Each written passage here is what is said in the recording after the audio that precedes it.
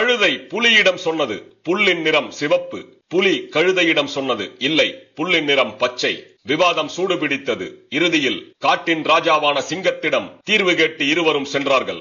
கழுதை கத்தியது, ராஜா, புல்லின் நிறம் சிவப்பு, அதுதானே உண்மை.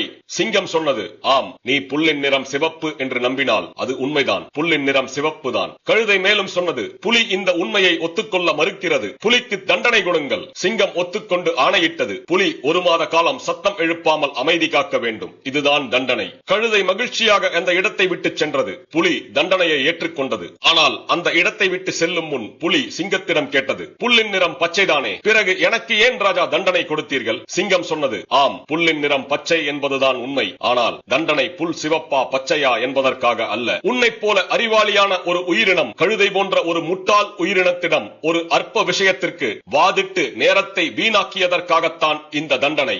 மாரல் ஆஃப் தி ஸ்டோரி, உண்மைகளையும் யதார்த்தங்களையும் உணர்ந்து கொள்ளவே விரும்பாத, தன் நம்பிக்கைகளும் மாயைகளும் மட்டுமே உண்மை என்று என்றும் நம்பும் ஒரு முட்டாளுடன் வாதிடுவது நேர விரயம். I am Legend of Manoj.